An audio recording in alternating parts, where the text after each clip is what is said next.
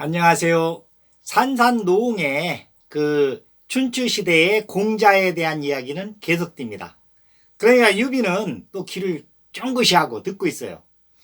그러니까 공자가 14년간의 외유를 마치고 노나라 곡부로 돌아옵니다.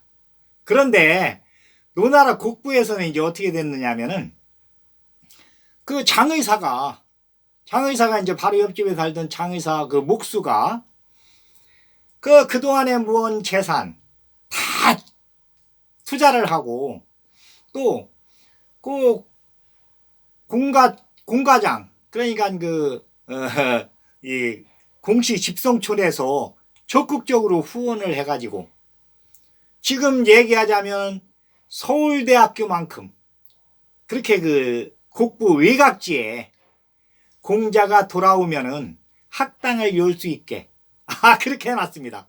그러니까 이제 목수가 이제 거기 장의사 목수들 다 불러가지고 우리 노나라가 공자가 돌아오면은 학당을 열 수 있도록 이렇게 준비를 해야 된다 해가지고서는 14년 동안을 준비를 해놨어요. 그런데 이제 거기 생활은 어떻게 되느냐면은 같이 이제 생활을 하는데 1인 1실이에요. 1인 1실인데 모든 것은 지금 말하자면 이제 자취 생활하듯이 그런데 이제 모든 물품은 쌀이나 뭐 채소나 고기나 이런 것은 한 창고에 다 보관을 하고 여튼 숙식은 개인별로 그러니까 공부라는 것은 지금은 학생들이 책만 보면은 이게 이제 공부인 줄 아는데 그때 당시도 지금도 그래요. 지금도 생활 자체가 공부입니다. 생활 자체가. 그러니까 아들은 그때도 그렇지만 지금도 아들은 아버지를 닮게 돼 있어요. 그러니까 옛날 우리나라가 이제 유교에 대해서는 가장 꽃을 피우는 이쪽 동북방에서 가장 꽃을 피웠으니까 전 세계에서 유교에 대해서는 우리나라가 가장 꽃을 피우는 그런 나라예요. 신선의 DNA를 받았으니까 좋은 것은 금방 우리가 받아들입니다. 그런데 이제 나쁜 것은 안 받아들여요. 우리나라는 DNA가 그러니까 그건 그리고 모든 것을 긍정적으로 그러니까 공자가 얘기하는 것은 언행일치입니다. 온고이 지신을 하되 알고만 있어서는 안 된다. 실천을 해야 된다. 언행일치. 그러니까 말을 한번 해놓으면은 그것은 본인이 지켜야 된다. 본인이 한 말도 못 지키는 사람이 무슨 나와서 사회 지도층이라고 말도 안 되는 어디든지 구더기는 있으니까 그건 어쩔 수가 없어요. 그리고서는 이제 자아도취에 취한 사람들이 어디든지 있습니다. 이 공자 요 때에도 있었어요. 그런데 이제 공자가 이제 얘기하는 것은 그건 안 된다. 언행일치. 그러니까 제자들한테도 스스로 밥을 해먹고 스스로 빨래하고 친구 정리 다 하고 그리고서는 그거 자체가 공부니까 그리고서는 이 학문을 닦는데 학문이라고 하는 것은 옛날 노자가 얘기했듯이 그 사람들은 다 죽었고 말만 남았는데 그 공부를 해가지고서는 나한테 도움이 된다고 하는 것은 극히 일부분이다. 내 생활 자체가 공부다. 이렇게 해가지고서는 학당을 운영을 합니다. 그러니까 저기도 장의사 목수도 자취방을 쫙 만들어 놓은 거예요. 자취방을 혼자 들어가서 생활할 수 있게 부엌까지. 그렇지만 이제 창고가 쫙 있어가지고 어디를 가든지 쌀하고 채소하고 고기하고는 항시 비치가 되게. 그래가지고서는 굴을 옆에 이제 파가지고서는 지금 얘기하자면 냉장 시설이 될 수 있게 이렇게 14년 동안 준비를 딱 해놨습니다. 그러니까 공자가 와서 이제 딱 보니까는 뭐 금방 그 학당을 열 수가 있어요.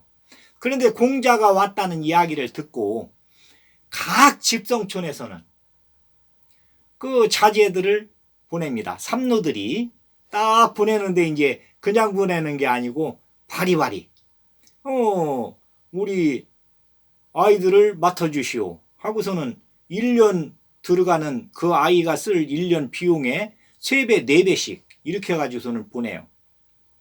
그러니까 그것을 이제 그 장의사 목수한테 다 이렇게 맡겨놓고 여튼 공자는 학문에 대해서 이렇게 이제 그러니까 뭐 하루에 2시간 정도는 큰 강당에서 여튼 공자의 학식에 대해서 이야기를 하고 나머지 시간은 이제 자율 시간이에요. 그런데 이제 공자는 그렇게 이제 가리키면서도 이 제자들에 대한 품성에 대해서 다 파악을 하고 있습니다. 일일이. 그러면서 내 제자 중에서 가서 재상 제목이 되는 제자들이 77명이다. 이렇게 이제 이야기를 해요. 그런데 이제 공자가 그때 이제 제자들을 각 나라에서 대부들이 이렇게 이제 요청을 하면은 거기에 맞도록 제자들을 보냅니다. 그러니까 그때는 이제 주나라에서 500년이 내려왔기 때문에 지금 이제 이해를 돕자면은 신라 시대, 신라 말기에 호족들이 이렇게 이제 힘을 썼듯이 그러니까 이제 왕건이도 이제 개성 호족이에요. 그런데 이제 여기 춘추 시대에도 공자가 그때 생활할 적에는 이 대부들이 힘을 더 썼어요. 그러니까 왕보다 힘이 더 세요. 왜 그러냐면 가지고 있는 게 많으니까. 집성촌으로 돼 있으니까. 집성촌이 조금 커가지고서는 이게 이제 대부가 되는데 지금 얘기하자면 이제 우리나라 신라 말에 이제 호족들이죠. 각 지방마다 호족들이 경주에 있는 왕권보다 더 셌으니까. 그래갖고서는 이제 혼란기가 오다가니 고려로다 이제 이렇게 통일이 되는데 그때 당시에도 각 나라마다 그러니까 제 나라에서는 전시 대부가 엄청 세력이 셌었어요. 나중에는 이제 전시가 이제 왕 노릇을 하게 됩니다. 전국시대에 들어가서. 그래가지고서는 이제 전횡이 이제 아주 그냥 강력한 나라를 이렇게 이제 제 나라를 만들게 되는데 나라 이름은 안 바꾸고 왕만 바뀌는 거죠. 노나라에서도 호족들 그러니까 대부들 힘이 셌습니다. 그런데 이 사람들이 이제 공자한테 내 아들 중에서 이제 좀 이렇게 한 사람들 보내가지고 가서 공자한테 가서 예를 배워갖고 와라. 그러니까 이제 공자가 가리키는 것은 융예예요. 그러니까 융예에 한 가지라도 조금 단점이 있으면 모자라면 공자는 거기에 대해서 이제 집중적으로 제자한테는 이제 배울 수 있도록 이렇게 합니다. 그러니까 융예에 완전히 통달한 사람이 77명이다. 이제 그 뜻이에요. 공자가 이제 융예에 완전히 통달을 했으니까. 그래서 공자가 여기서 이제 제자들을 이렇게 가리키면서 생활 자체를 그러니까 가장 엄격한 사람이 공자 자신이에요. 수신. 그러니까 공자는 항시 자세가 똑바릅니다. 여튼 뭐 생활 습관이 그랬으니까 그리고 막 힘이 60이 넘어서도 막 힘이 막 이렇게 장산인가.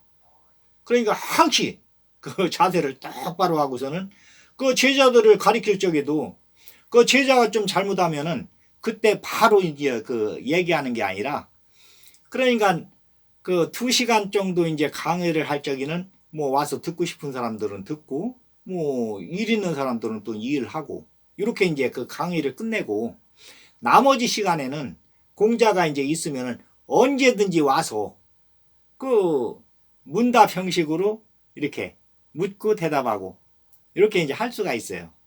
그러니까 그 제자 중에서 이제 와서 물으러 오면은 그때 답변을 해주면서 은근슬쩍 얘기를 합니다. 바로 그냥 얘기하면은 서로 불편하니까. 그러니까 그 공자가 갈 적에 누가 이제 그 양지바른 텐마루에서 누워있다. 햇빛을 쬐면서. 그런데 이제 그것은 그 조금 행동에 좀 어긋나는 거니까 그런 행동은 하지 않아야 된다 해가지고서는 이쪽 제자한테 이제 얘기를 하는 거예요. 누가 그랬다는 얘기는 안 하고 그냥 그 텐마루에 그냥 누워가지고 햇빛을 쬐는 것은 좀 그렇다. 그래 이제 그 가리키는 중간에 이걸 집어넣습니다. 그러면 이제 이 제자가 와가지고서는 이제 나는 이런 것을 배웠다 해가지고서는 그 동료들하고 같이 이제 또 토론을 해요. 나는 스승님한테 가서 이런 것을 배웠다. 그래야 이제 쫙 이렇게 그 학문이 넓어지니까. 그래 이제 항시 이제 그 공자 앞에는 제자들이 와서 묻습니다. 그러니까 이제 그때 이제 공자가 주로 이제 하는 것은 춘추에 대해서 막 이제 소수를 했으니까 그 가리키는 것도 그렇고. 그러니까 여튼 왕들도 똑바로 초신을 해야 된다. 왕궁에서 일어나는 일은 3일도 안 돼서 저 밑에 백성들까지 바로 따라서 한다. 그러니까 그 서양에서 얘기하자면은 악화는 양화를 구축한다. 그러니까 왕궁에서 잘못하면은 이 백성들은 올바로 행동하다가니도 바로 배워요. 그것을. 그러니까 나쁜 행동은 바로 배우게 돼 있습니다. 우리 집에서도 부모가 좀 잘못하면은 아들이 금방 배웁니다.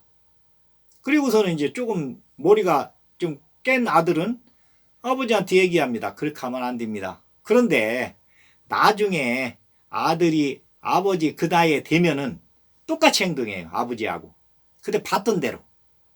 안 된다고 했으면서도 그 생활 습관이라는 것은 이렇게 되는 거예요. 그래서 공자는 그걸 엄청 경계를 합니다. 그러니까 항시 얘기하는 것은 온고의 지신으로 해서 옛 것을 막 배워가지고 이거 하는 것도 좋지만은 언행일치다. 그래 이제 거기서 나오는 것이 이제 남아이로는 중천금이다. 남자가 한번 이야기를 뱉었으면은 그것은 꼭 실천을 해야 된다. 입으로만 뭐 얘기하고서는 나는 뭐 안 해도 되니까 니네들만 해라. 이게 이제 현대 정치인데 현대 정치인들은 자기들은 그 이제 좀 그건 자제를 해야죠. 그래서 대학에서 이제 내놓는 것은 온고의 지신 하면서 수신제가 치국평천하. 이제 공부를 하는 것도 좋지만은 여튼 몸을 단정하게 하고 가정을 딱 지키면서 나라를 잘 다스리면서 천하를 평정해야 된다. 이게 이제 공자가 이제 항시 이제 가리키는 거예요. 그래서 이제 공자의 학당을 이제 그 와가지고서는 공부한 사람들이 한 3,000명 정도. 그런데 이제 이게 이제 소문이 딱 나니까 각 제후국에서도 딴 나라에서도 그 공자들을 보냅니다. 왕자들을 보내고 가가지고 그 공자한테 가서 배워가지고 와라. 그래가지고서는 이제 각 나라에서도 와요. 그런데 각 나라에서 왕자들이 와도 그 수행원들은 다 보냅니다. 왕자 하나만 놔두고. 그리고서는 왕자한테 방 하나 딱 주고서는 거기서 생활하게 해요. 스스로 밥에서 먹고 빨래하고 침구 다 정리하고 이렇게 하도록 이 학당에서는 그렇게 이제 합니다. 그 생활 자체가 공부다. 우리나라도 그전에는 이제 이주 시대 그때는 이제 유교. 그러니까 우리나라를 얘기하자면은 우리나라는 이제 다신교인데 왕들이 내세우는 그 종교가 있어요. 그래야 이제 결집이 되니까. 그러니까 고려를 할 적에는 불교였어요. 불교. 그리고서는 이제 조선을 개국하면서는 유교를 해가지고서는 만 백성들을 아주 잘 살게 해야 된다. 그러니까 지금은 이제 우리나라는 항상 이제 다신교니까. 그리고서는 중국도 다신교입니다.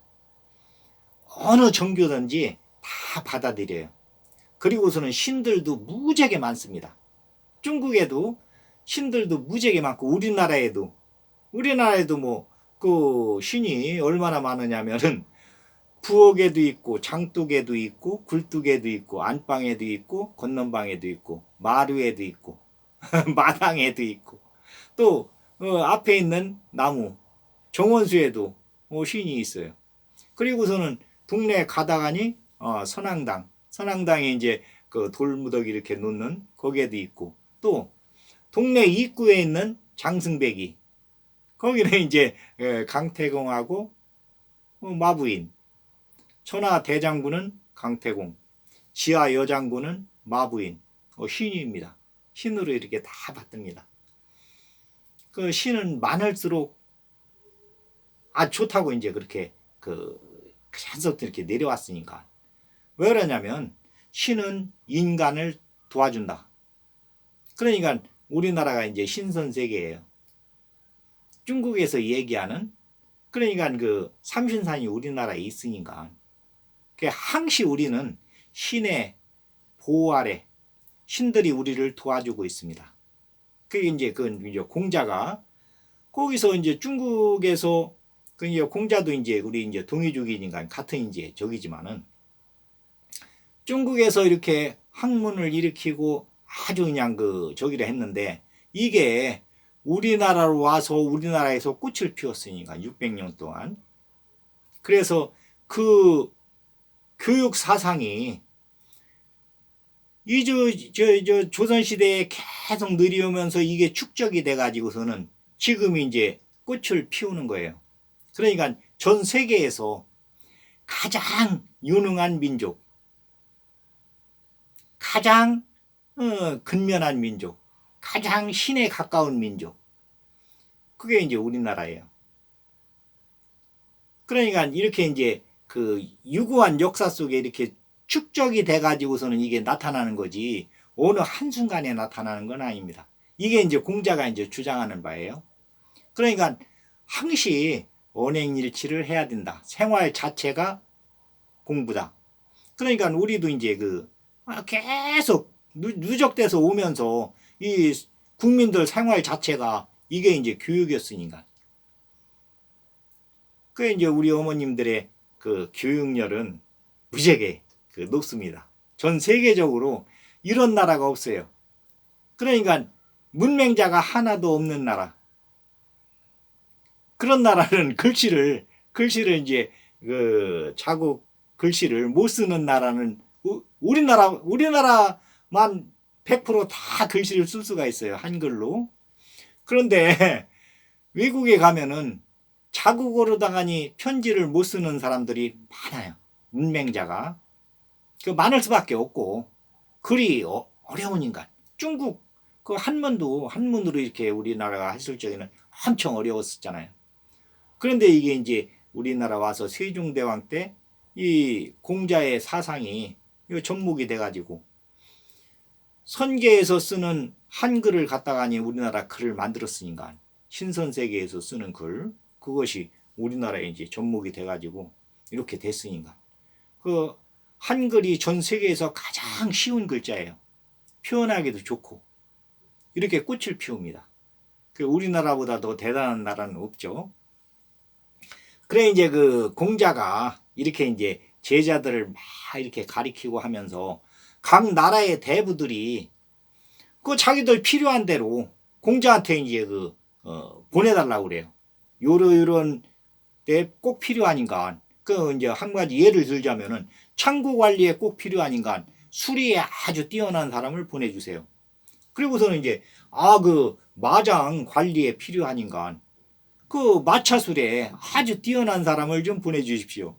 이렇게 이제 공자한테 그 요청을 합니다. 그러면 공자는 제자 중에서 가장 그 적합하다고 생각하는 그 제자를 보냅니다. 그런데 이제 이게 거기 가서 생활하는 것 자체도 이게 공부예요. 그러니까 대부한테 가가지고 거기 가서 이제 그 대부가 원하는 대로 일을 이렇게 하는 것도, 그러니까 지금 얘기하자면은 회사에 가서 일을 하는 것 자체가 공부인가. 그러니까 공부는 죽을 때까지 하는 겁니다. 이게 공자의 사상이에요. 그 뭐 학교 다닐 때만 공부하는 게 아니고 사회에 나와서도. 그러면서도 공자가 하는 이야기는 3명이 같이 가면은 그 중에 한 사람은 스승이 있다. 그러니까 뭐 80 먹은 할아버지도 3살 먹은 손자한테 배울 때가 있다. 그 배울 때가 있죠. 그 생활하다 보면은 그것은 다음에 이제 학당에서 일어나는 일, 그 공자하고 제자들하고 일어났던 재미난 에피소드, 이런 거에 대해서 천천히 이야기를 하겠습니다. 오늘은 여기까지 하겠습니다. 감사합니다.